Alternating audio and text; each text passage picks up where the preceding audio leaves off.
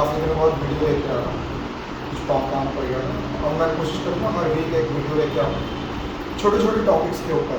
तो आज का जो टॉपिक है कंसंट्रेशन का एक पार्ट है मोलैरिटी। इसमें बहुत ज़्यादा कन्फ्यूजन रहती है बच्चों को कि मोलैरिटी की दो इक्वेशंस भी हैं, तो मैं सॉल्व कर दूँगा। तो मोलैरिटी कैपिटल एम से इसको रिप्रेजेंट किया जाता है, यूनिट की फॉर्म में भी यूज़ किया जाता है capital M. What is molarity? Concentration का एक part molarity, the number of moles of the solute, the number of moles of the solute which are present in 1 litre solution और 1000 ml solution और 1000 centimetre cube solution. Clear है? बड़े ध्यान से, 1 litre solution है, उसके अंदर सॉल्यूट के कितने नंबर ऑफ मोल्स हैं वो उसकी क्या कहलाएगी बच्चे? मोलैरिटी कहलाएगी। ये बात क्लियर है? अब ध्यान देना, मैं भी इसका जो फॉर्मूला लिखूंगा पहले मैं लेट कर लेता हूँ। लेट ए को मैंने लेट कर लिया है सॉल्वेंट है, लेट बी मैंने कर लिया है सॉल्यूट है। क्लियर? तो मोलैरिटी का फॉर्मूला क्या आता है बच्चे? यहाँ पे मोलैरिटी का फॉर्मूला क्या आएगा? Number of moles of solute divide में volume of solution in litre. ठीक, अगर यही number of moles of solute upon में volume of solution in ml है और सेंटीमीटर क्यूब है, तो हमें तो लीटर पे कन्वर्ट करना है, तो बड़ा इजी है। ऊपर किससे मल्टीप्लाई कर दो बच्चे? 1000 से। Number of moles of solute का फॉर्मूला हम सबको पता है, given mass divide by molar mass V in ml और सेंटीमीटर क्यूब है, तो ऊपर 1000 रहेगा। यूनिट के लिए कैपिटल M और मोल पर litre, mole number of moles की, वॉल्यूम लीटर में, तो मोल पर लीटर। क्लियर? रिलेशन सबको क्लियर है? W given mass, M molar mass. अब एक कई बच्चे कहते हैं जो क्वेश्चन में दिया है मास वो गिवन मास, नहीं, ऐसा नहीं होता। यूनिट से आइडेंटिफाई किया जाता है बच्चे। अगर वो गिवन मास है तो गिवन मास की यूनिट ग्राम हो। क्लियर है? मोलर मास है तो उसकी यूनिट ग्राम पर मोल। तो कभी कंफ्यूज मत होना, जिसकी यूनिट ग्राम लिखी है तो गिवन मास है, जिसकी ग्राम पर मोल लिखी है तो मोलर मास। तो डिफाइन बड़ी सिंपल सी थी, ठीक है? फॉर्मूला बहुत आसान सा है। अब ध्यान देना यहाँ पे, बड़े ध्यान से समझना बच्चे। अब मोलैरिटी की दो इक्वेशन है, एक का प्रैक्टिकल में बहुत ज़्यादा यूज है, टाइट्रेशन में 11th में भी है, 12th में भी है। क्लियर? एक न्यूमेरिकल्स में बहुत यूज होती है, वो मेरे को आज मेन क्लियर करनी है। और इससे रिलेटेड एक छोटा सा पॉइंट है स्ट्रेंथ, तो उसको मैं बिल्कुल अच्छी तरह से समझा देता हूँ तुम्हें। क्लियर? ध्यान दो बच्चे। सबसे पहले अब अच्छा एक चीज़ पहले मैं यहाँ पे और क्लियर कर देता हूँ। अब ऑब्वियस है बच्चे, वॉल्यूम है मोलैरिटी के अंदर, तो वॉल्यूम टेम्परेचर से अफेक्टेड है, तो मोलैरिटी टेम्परेचर से अफेक्टेड होती है। So this is not the best method to measure the concentration of solution. तो आगे हम पढ़ेंगे कौन सा बेस्ट मेथड होता है, तो ध्यान रखना, because it is affected by the temperature. Why? Volume is present, temperature change होगा, वॉल्यूम चेंज होगा, वॉल्यूम चेंज होगा तो मोलैरिटी चेंज होगी, both are inversely proportional to each other. So this is not the best method. Clear है? अब ध्यान देखो बच्चे, मोलैरिटी की जो इक्वेशन है बहुत ध्यान से देखो। देखो बच्चे, मोलैरिटी की दो इक्वेशन है, मेरे को बड़ी क्लियर कर दो, उसमें बहुत कंफ्यूजन है। बच्चे रट लेते हैं टाइट्रेशन में यूज करेंगे, ये वाली इक्वेशन हम न्यूमेरिकल में, रटना ही नहीं है ना, इसको ध्यान से समझो बच्चे। पहले फर्स्ट मोलैरिटी इक्वेशन,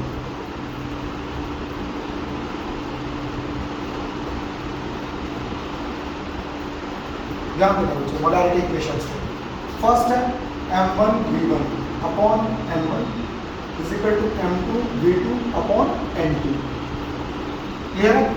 और सेकंड है बच्चे M1V1 इक्वल टू M2V2। तो मैं इन दोनों का जिक्र कर रहा था, इन दोनों में बहुत ज़्यादा कंफ्यूजन है बच्चों को। वो कईयों को लगता है टाइट्रेशन में ये यूज़ करनी है, न्यूमेरिकल में ये यूज़ करनी है, ये तो लॉजिक थोड़ी है। उसका रीज़न समझो, रीज़न समझोगे तो तुम्हें रटना ही नहीं पड़ेगा, कब ये इक्वेशन लेनी है और कब ये इक्वेशन लेनी है, बहुत इजीली क्लियर रहेगा हमेशा। कंसेप्ट समझना इसके ऊपर। देखो बच्चे, when two different solutions react with each other, अब मैं टाइट्रेशन का यहाँ पे एग्जांपल दूंगा। 12th में हम करते हैं टाइट्रेशन, मोर सॉल्ट भी करते हैं विद KMnO4, ऑक्सैलिक एसिड भी करते हैं विद KMnO4। जब दो डिफरेंट सॉल्यूशन आपस में रिएक्ट कर रहे हैं, जैसे मोर सॉल्ट को तुमने रिएक्ट करवाया KMnO4 से, तो दो डिफरेंट सॉल्यूशन रिएक्ट कर रहे हैं, तब M1V1 अपॉन में N1 is equal to M2V2 upon में N2। क्यों? जो एक सॉल्यूशन है ये, उसकी मोलैरिटी M1, उसका वॉल्यूम V1, उसके number of moles in a balance chemical equation N1, और जो दूसरा सॉल्यूशन है उसकी मोलैरिटी M2, उसका वॉल्यूम V2, उसके number of moles in a balance equation वो N2 कहलाएंगे। तो जो बच्चे अभी टाइट्रेशन कर ली होगी 11th में या अभी 12th में भी कर ली होगी तो उन्होंने यूज की होगी when two different solution react with each other.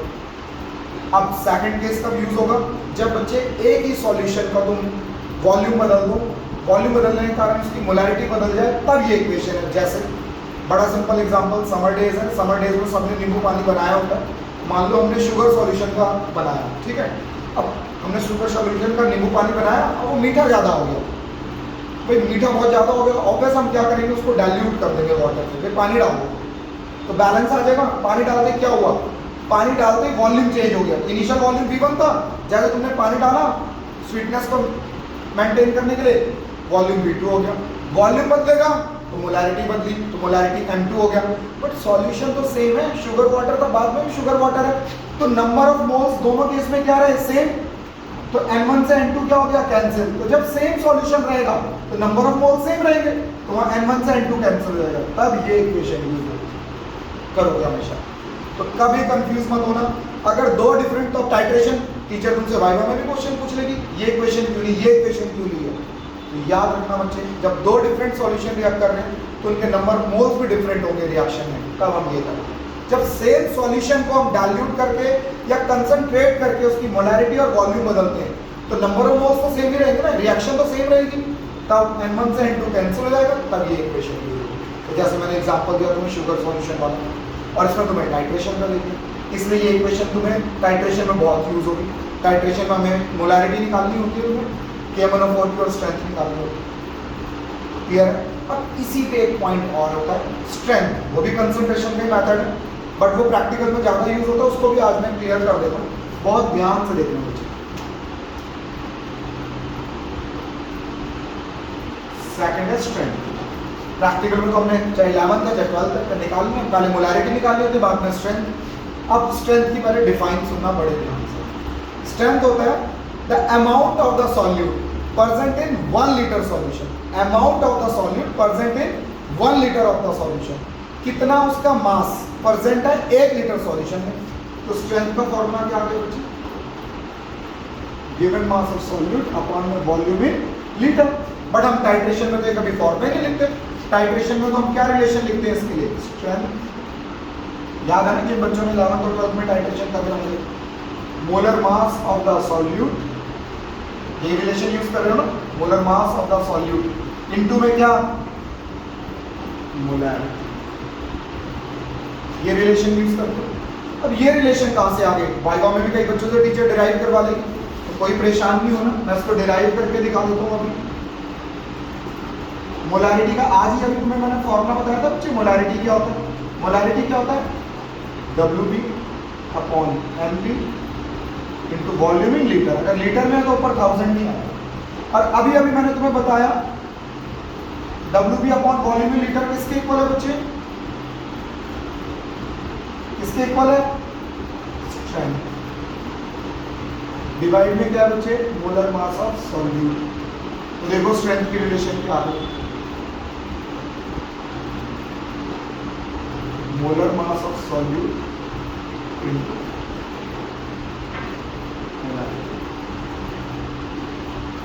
देखो कितना सिंपल सा था, इसको हम रटते रहते हैं कि ठीक है, रटने की जरूरत ही नहीं है ना, रटना क्यों है, स्ट्रेंथ क्या है, एक यूनिट बड़ी इंपॉर्टेंट है बच्चे, इसकी स्ट्रेंथ की यूनिट हमेशा ध्यान रखना। अब मोलर मास की मैंने तुम्हें बताई थी ग्राम पर मोल, और मोलैरिटी की यूनिट हम सबको पता है, ध्यान देना बच्चे, मोलर मास की ग्राम पर मोल, मोलैरिटी की यूनिट हम सबको पता है बच्चे, आज भी बताई थी मैंने, मोल पर लीटर, मोल से मोल कैंसिल तो ग्राम पर लीटर, तो इस फॉर्मूले से भी दिख रही है हमें ग्राम पर लीटर। तो रट्टे नहीं मारने ना, रट्टे क्यों मारने, तो स्ट्रेंथ की रिलेशन किससे आ गई, मोलैरिटी से आ गई। तो ये तो बच्चे चाहे 11th है या 12th है, स्ट्रेंथ भी तुम यूज करोगे तो प्रैक्टिकल में स्ट्रेंथ दिखाई देगी, क्योंकि हमारे एनसीईआरटी में कोई भी न्यूमेरिकल नहीं है स्ट्रेंथ से रिलेटेड, बट टाइट्रेशन का कोई भी प्रैक्टिकल स्ट्रेंथ के बिना कंप्लीट ही नहीं होगा। पहले तुम्हें मोलैरिटी निकालनी है, फिर तुम्हें स्ट्रेंथ कैलकुलेट करनी है।